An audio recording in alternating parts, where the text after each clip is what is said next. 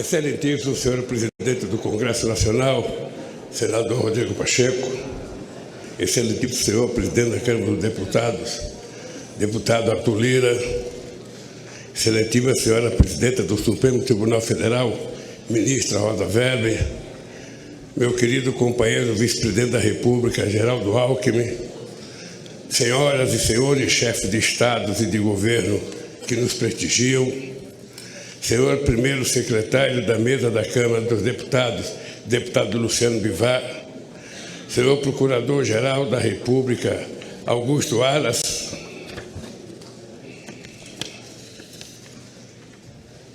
minha querida companheira esposa Janja, nossa querida companheira esposa do Alckmin, Lu Alckmin, meu querido companheiro José Sarney, presidente da República, minha querida companheira Dilma Rousseff, presidente da República,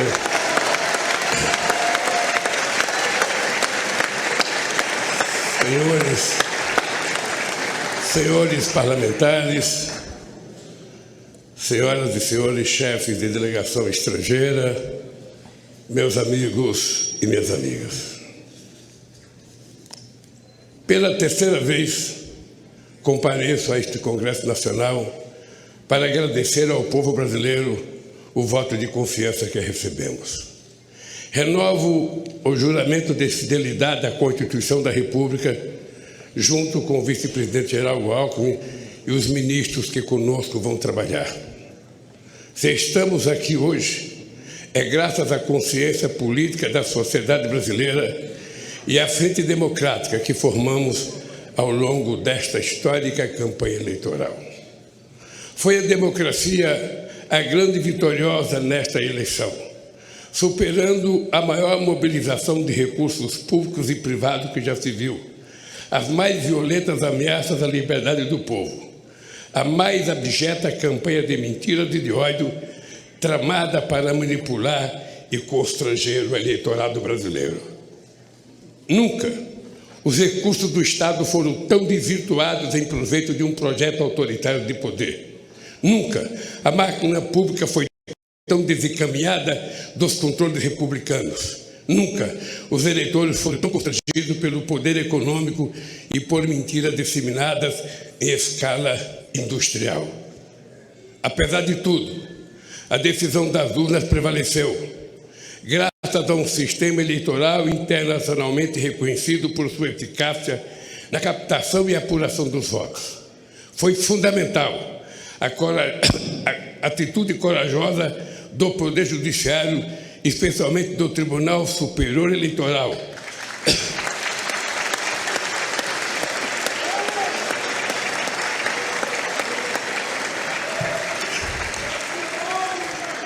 para fazer prevalecer a verdade das urnas sobre as violências de seus detratores.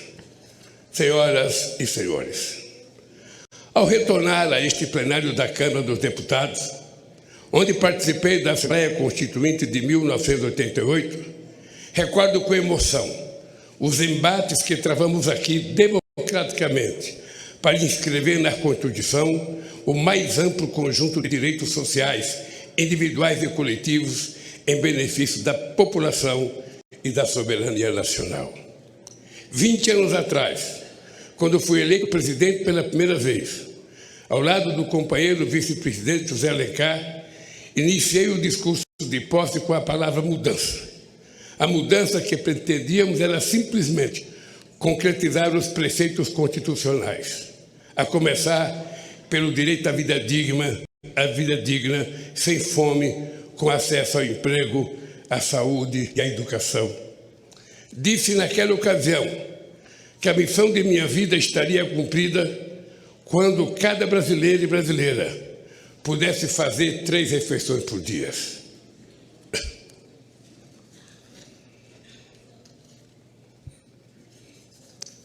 Ter de repetir este compromisso no dia de hoje, diante do avanço da miséria e do regresso da fome que havíamos superado, é o mais grave sintoma da devastação que se impôs ao país nos anos recentes. Hoje, nossa mensagem ao Brasil é de esperança e reconstrução. O grande edifício de direitos, de soberania e de desenvolvimento que essa nação levantou a partir de 1988 vinha sendo sistematicamente demolido nos anos recentes. É para reerguer este edifício de direitos e valores nacionais que vamos dirigir todos os nossos esforços. Queridos amigos e amigas, em 2002, dizíamos que a esperança tinha vencido o medo, no sentido de superar os temores diante da inédita eleição de um representante da classe trabalhadora para presidir os destinos do país. Em 8 anos de governo, deixamos claro que os temores eram infundados. Do contrário, não estaríamos aqui novamente. Ficou demonstrado que um representante da classe trabalhadora podia, sim, dialogar com a sociedade para promover o crescimento econômico de forma sustentável e em benefício de todos, especialmente dos mais necessitados. Ficou demonstrado que era possível, sim, governar este país com a mais ampla participação social, incluindo os trabalhadores e os mais pobres no orçamento e nas decisões do governo.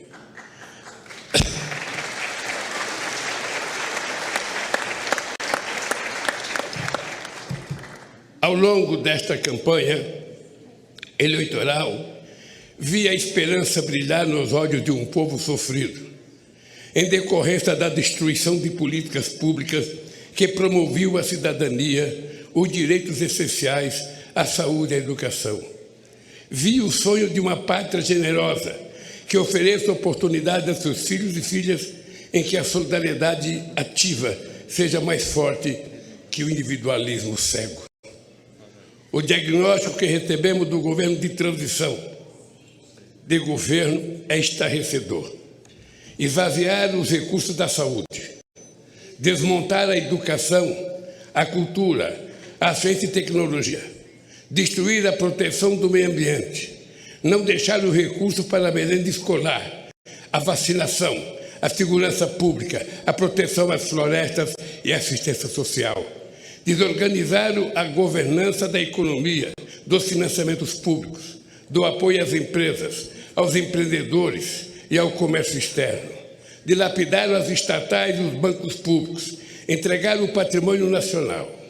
Os recursos do país foram rapinados para saciar a estupidez dos rentistas de acionistas privados nas empresas públicas. É sobre estas terríveis ruínas que assumo o compromisso de, junto com o povo brasileiro, reconstruir o país e fazer novamente um Brasil de todos e para todos. Eu queria dizer aos deputados e senadores que o resultado da nossa transição, que foi coordenada pelo companheiro Alckmin, será enviada a cada deputado, a cada senador, a cada ministro da Suprema Corte, a cada ministro do Tribunal Superior Eleitoral, a cada ministro do Poder Judiciário, a cada universidade, a cada central sindical, para que as pessoas saibam como é que nós encontramos esse país e cada um faça a sua avaliação. Senhoras e senhores, diante do desastre orçamentário que recebemos, apresentamos ao Congresso Nacional proposta que nos permitiu apoiar a imensa camada da população que necessita do Estado para simplesmente sobreviver. Quero agradecer à Câmara e ao Senado pela sensibilidade frente às urgências do povo brasileiro. Registro a atitude extremamente responsável do Supremo Tribunal Federal e do Tribunal de Contas da União frente às situações que distorciam a harmonia dos poderes. Fiz assim fiz, porque não seria justo nem correto pedir paciência para quem tem fome. Nenhuma nação se ergueu nem poderá se erguer sobre a miséria do seu povo. Os direitos e interesses da população, o fortalecimento da democracia e a retomada da soberania nacional serão os pilares de nosso governo. Esse compromisso começa pela garantia de do programa Bolsa Família renovado, mais forte e mais justo, para atender a quem mais necessita. Nossas primeiras ações visam resgatar da fome 33 milhões de pessoas e resgatar da pobreza mais de 100 milhões de brasileiros e brasileiras que suportaram a mais dura carga do projeto de destruição nacional que hoje se encerra. Senhoras e senhores, esse processo eleitoral também foi caracterizado pelo contraste entre distintas visões de mundo. A nossa, centrada na solidariedade e na participação política e social para a definição democrática dos destinos do país. A outra, no individualismo, na negação da política, na destruição do Estado e no que suporta as liberdades individuais. A liberdade que sempre defendemos é a de viver com dignidade, com pleno direito de expressão e manifestação e, sobretudo, de organização. A liberdade que eles pregam é a de oprimir o vulnerável, massacrar o oponente e impor a lei do mais forte acima das leis da civilização. O nome disso é barbárie. Compreendi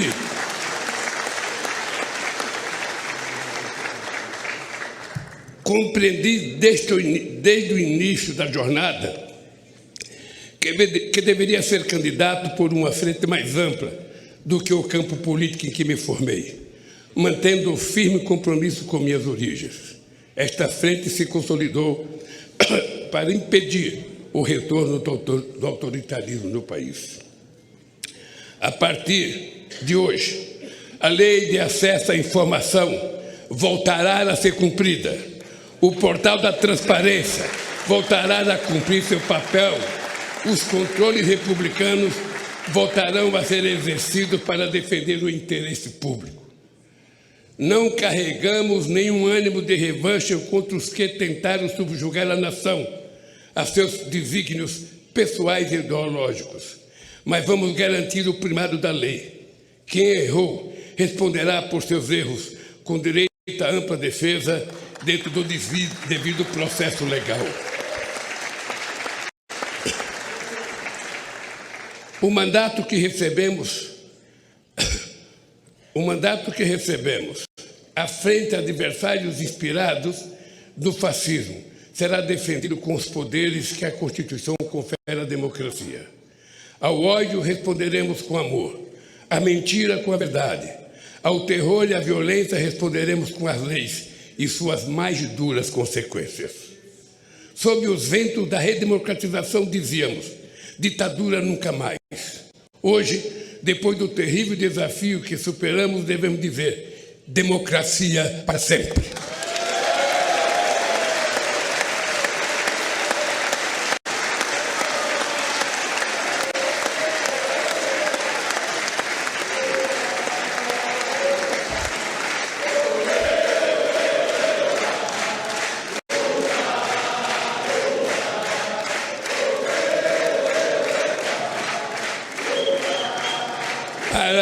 Para confirmar estas palavras, teremos de reconstruir em bases sólidas a democracia em nosso país. A democracia será defendida pelo povo na medida em que garantir a todos e a todas os direitos inscritos na Constituição. Senhoras e senhores, hoje mesmo, estou assinando medidas para reorganizar as estruturas do Poder Executivo, de modo que volte a permitir o funcionamento do governo de maneira racional, republicana e democrática, para resgatar o papel das instituições do Estado, bancos públicos e empresas estatais no desenvolvimento do país, para planejar os investimentos públicos e privados na direção de um crescimento econômico sustentável ambientalmente e socialmente. Em diálogo com os 27 governadores, vamos definir prioridades para retomar obras irresponsavelmente paralisadas, que são mais de 14 mil no país. Vamos retomar o Minha Casa Minha Vida e estruturar um novo PAC para gerar empregos na velocidade que o Brasil quer e necessita. Buscaremos financiamento e cooperação nacional e internacional para o investimento, para dinamizar e expandir o mercado interno de consumo, desenvolver o comércio, exportações, serviços, agricultura e indústria. Os bancos públicos, especialmente o BNDES, e as empresas indutoras do crescimento e inovação, como a Petrobras, terão um papel fundamental nesse novo ciclo. Ao mesmo tempo, vamos impulsionar as pequenas e médias empresas, potencialmente as maiores geradoras de emprego e renda, o empreendedorismo, o cooperativismo e a economia criativa. A roda da economia vai voltar a girar e o consumo popular terá papel central nesse processo. Vamos retomar a política de valorização permanente do salário mínimo e estejam certos de que vamos acabar mais uma vez com a vergonhosa fila do INSS, outra injustiça restabelecida nesses tempos de destruição.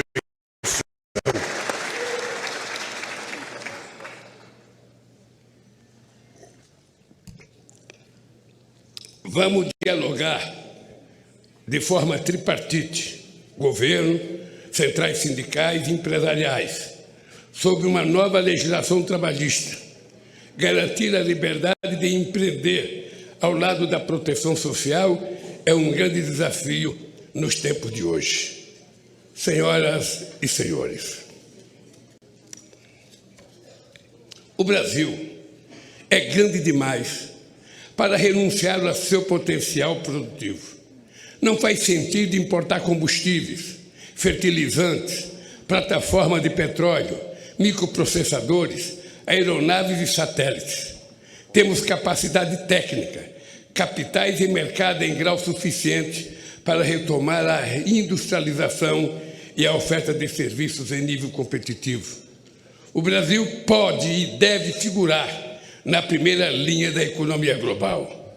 Caberá ao Estado articular a transição digital e trazer a indústria brasileira para o século XXI, com uma política industrial que apoia a inovação, estimula a cooperação público-privada, fortaleça a ciência e tecnologia e garanta acesso a financiamentos com custos adequados.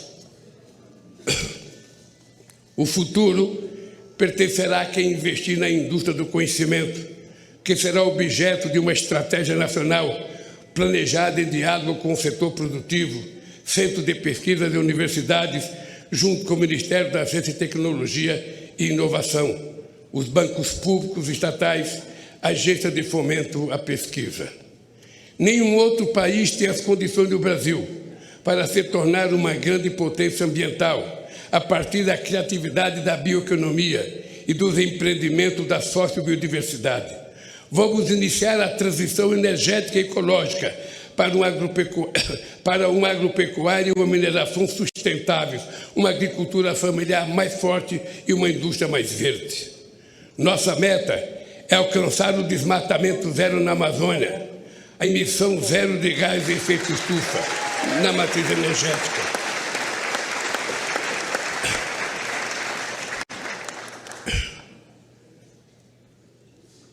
Além de estimular o reaproveitamento de pastagens degradadas, o Brasil não precisa desmatar para manter e ampliar sua estratégica fronteira agrícola. Não é preciso derrubar nenhuma árvore. É só replantar os 30 milhões de hectares de terra degradada que a gente vai poder viver sem derrubar madeira, sem fazer queimada e sem precisar invadir os nossos biomas.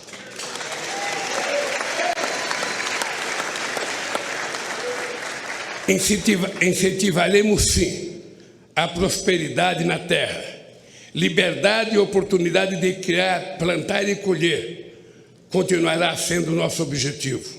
O que não podemos admitir é que seja uma terra sem lei. Não vamos tolerar a violência contra os pequenos, o desmatamento e a degradação do ambiente que tanto mal já fizeram ao nosso país. Esta é uma das razões, não a única, da criação do Ministério dos Povos Indígenas. Ninguém conhece melhor nossas florestas, nem é mais eficaz de defendê-la do que o que estava aqui desde tempos imemoriais. Cada terra demarcada é uma nova área de proteção ambiental. A estes brasileiros e brasileiras devemos respeito e com eles temos uma dívida histórica.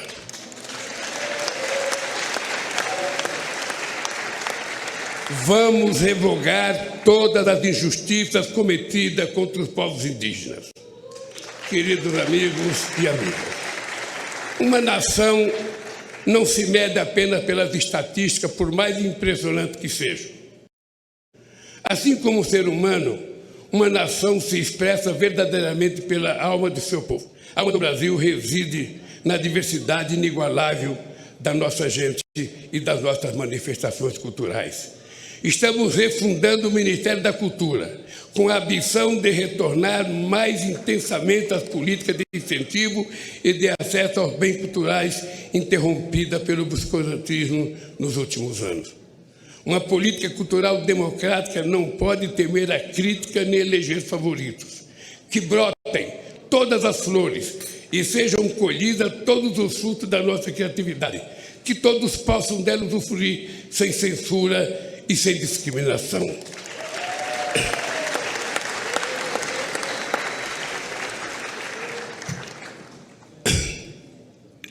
Não é admissível que negros e pardos continuem sendo a maioria pobre e oprimida de um país construído com o suor e sangue de seus ascendentes africanos. Criamos o Ministério da Promoção da Igualdade Racial para ampliar a política de cotas nas universidades e no serviço público, além de retomar as políticas voltadas para o povo negro e pardo na saúde, educação e cultura.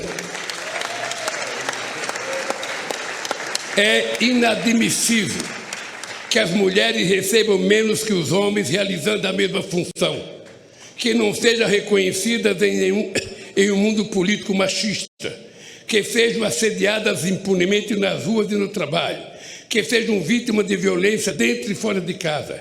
Estamos refundando também o Ministério das Mulheres para demolir esse castelo secular de desigualdade e preconceito.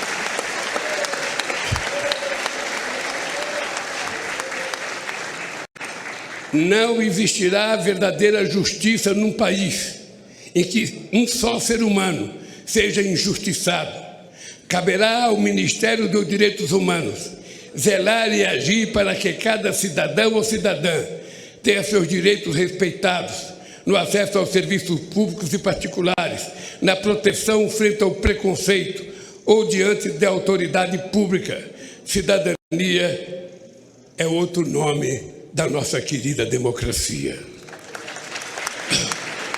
O Ministério da Justiça e da Segurança Pública atuará para harmonizar os poderes e entes federados no objetivo de promover a paz onde elas é mais urgente, nas comunidades pobres, no seio das famílias vulneráveis, ao crime organizado, às milícias e à violência.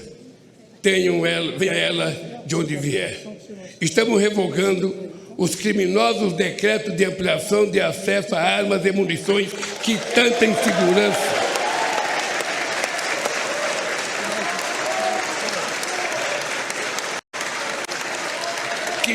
insegurança e tanto mal causaram às famílias brasileiras. O Brasil não quer e não precisa de armas na mão do povo. O Brasil precisa de segurança. O Brasil precisa de livro, de educação e de cultura para que a gente possa ser um país mais justo. Sob a proteção de Deus, inauguro este mandato reafirmando que no Brasil a fé pode estar presente em todas as moradas, nos diversos templos, igrejas e cultos. Neste país, todos poderão exercer livremente sua religiosidade. Senhoras e senhores, o período que se encerra foi marcado por uma das maiores tragédias da história, a pandemia de Covid-19. Em nenhum outro país a quantidade de vítimas fatais foi tão alta proporcionalmente à população quanto no Brasil. Um dos países mais preparados para enfrentar as emergências sanitárias, graças à competência do nosso Sistema único de saúde e da competência de vacinação do nosso povo. Este paradoxo só se explica pela atitude criminosa de um governo negacionista, obscurantista e insensível à vida. As responsabilidades por esse genocídio hão de ser apuradas e não devem ficar impunes.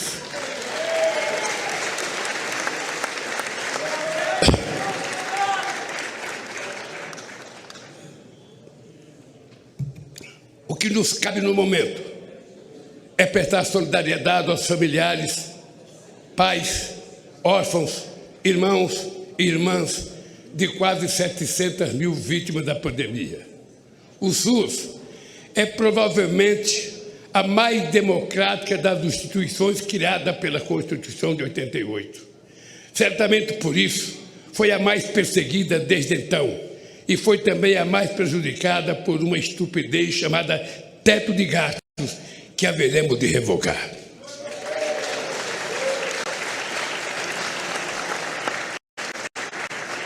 Vamos recompor os orçamentos da saúde para garantir a assistência básica, a farmácia popular, promover o acesso à medicina especializada.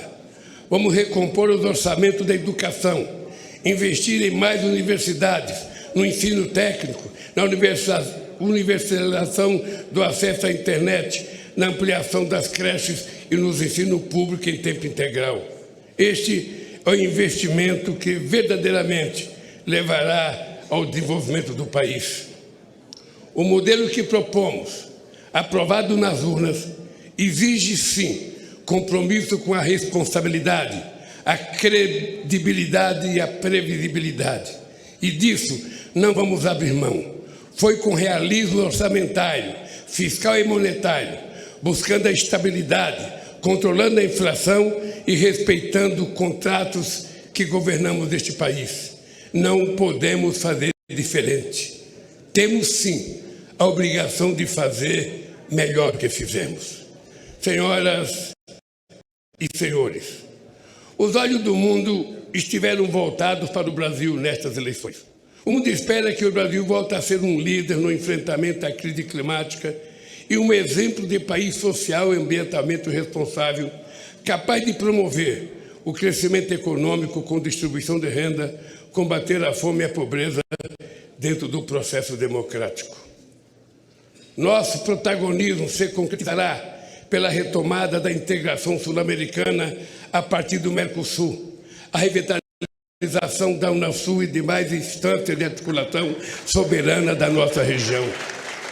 Sobre esta base, poderemos reconstruir o diálogo ativo e altivo com os Estados Unidos, a comunidade europeia, a China, os países do Oriente e outros atores globais, fortalecendo os BRICS e a cooperação com os países da África e rompendo o isolamento a que o país foi submetido nesses últimos tempos. O Brasil tem de ser dono de si mesmo, dono do seu destino, tem de voltar a ser um país soberano. Somos responsáveis pela maior parte da Amazônia e por vastos biomas, grandes aquíferos, jazidas de minérios, petróleo e fontes de energia limpa. Com soberania e responsabilidade, seremos respeitados para compartilhar essa grandeza com a humanidade, solidariamente, jamais com subordinação. A relevância da eleição no Brasil refere-se, por fim, às ameaças que o modelo democrático vem enfrentando ao redor do planeta. Articula-se uma onda de extremismo autoritário que dissemina o ódio e a mentira por meios tecnológicos que não se submete a controles transparentes.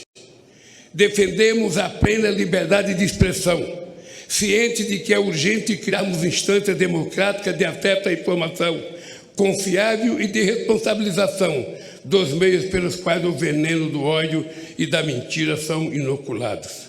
Este é um desafio civilizatório, da mesma forma que a superação das guerras, da crise climática e da fome e da desigualdade no planeta. Reafirmo para o Brasil e para o mundo a convicção de que a política, em seus mais elevados sentidos, e apesar de todas as suas limitações, é o melhor caminho para o diálogo entre os interesses divergentes para a construção pacífica de consenso. Negar a política e desvalorizá-la e criminalizá-la é o caminho da barbárie e das tiranias.